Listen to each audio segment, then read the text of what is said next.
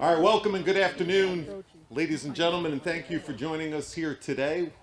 Welcome to William H. Seacord Park here in the great city of New Rochelle. My name is Vin Parisi, Commissioner of Parks and Recreation. Bear with me for a couple minutes as we set the scene here.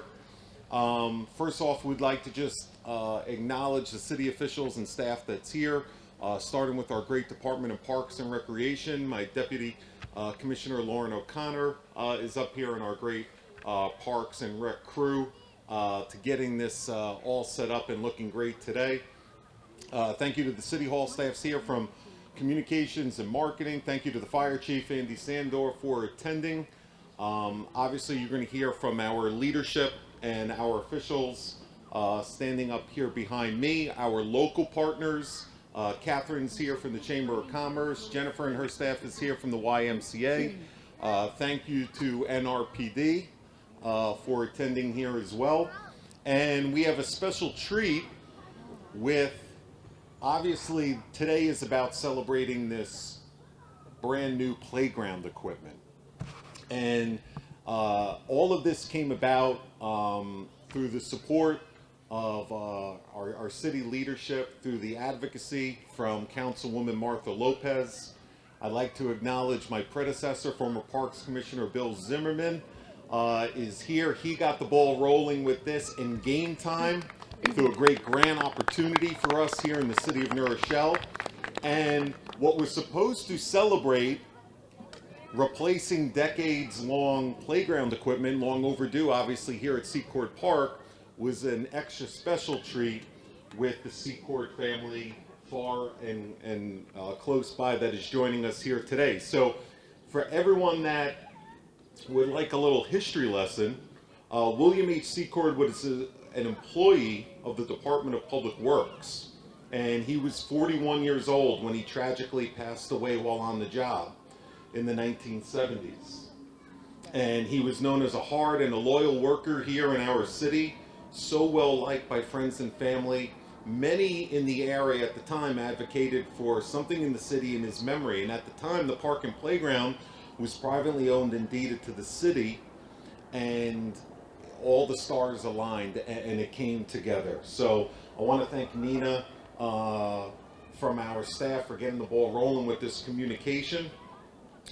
Billy's daughters are here, Carolyn and Joellen, and I really want to say thank you to his granddaughter Denise Reyes, who works for our school district, coincidentally, for her communication recently, and all of the cousins and nieces and everyone that is here joining us today. So before we do turn it over to the Seacord family, because that's very special with this new equipment, I want to turn it over to City Manager Kathleen Gill.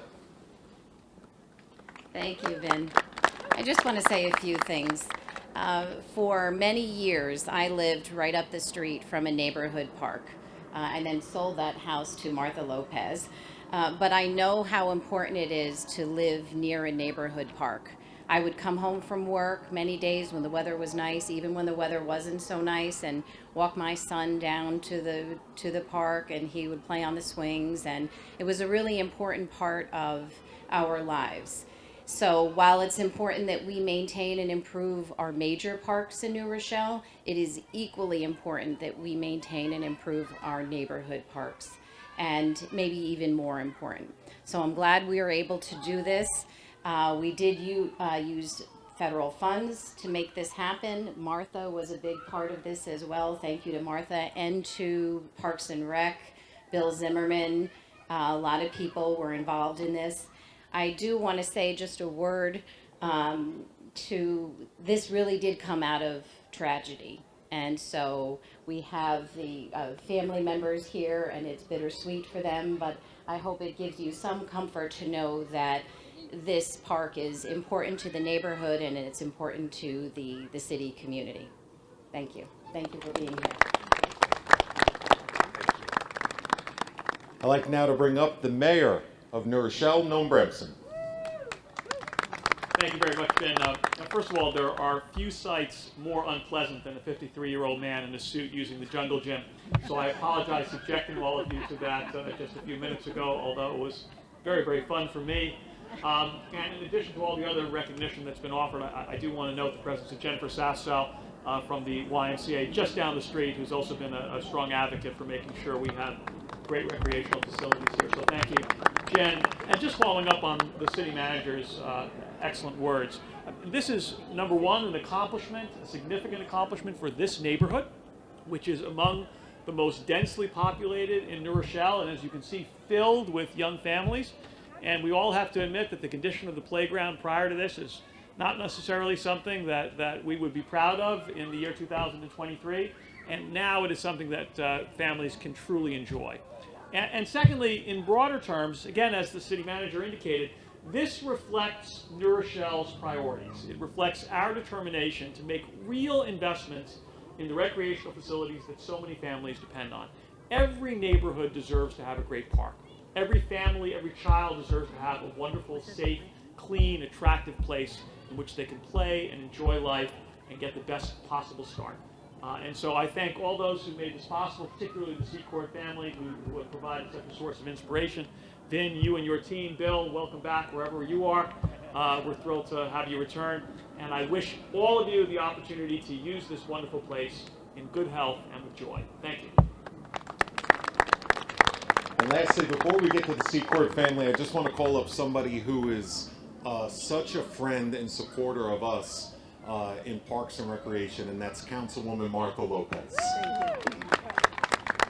Thank you. And I see the park and I hear the story, and I know that Mr. Seacord would have been so happy, so happy to know that his name will live on and that kids will be so happy here, especially because there are so many different families, as the mayor said, around us.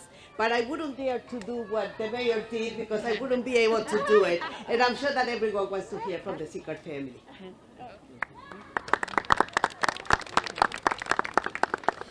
All right, I'm going to turn the mic over right now to the Seacord family and whoever would like to say a few words. And then after that, we're going to head up on there near the sign, near the corner, and we'll have some great photo ops. Thank you again.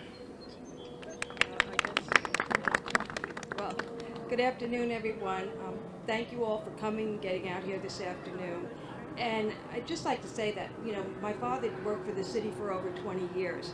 But having the park here is really sentimental because he grew up right around the corner on Drake Avenue. So this is his neighborhood. And we did the original dedication for this park. It was 43 years ago this month.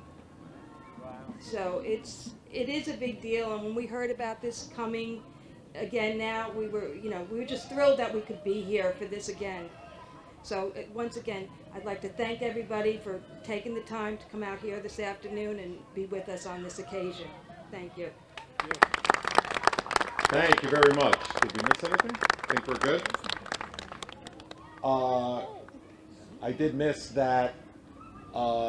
Back to what the city manager had alluded to before, this is federal funds, and it's called CDBG in our world, Community Development Block Grants, which makes projects like this possible.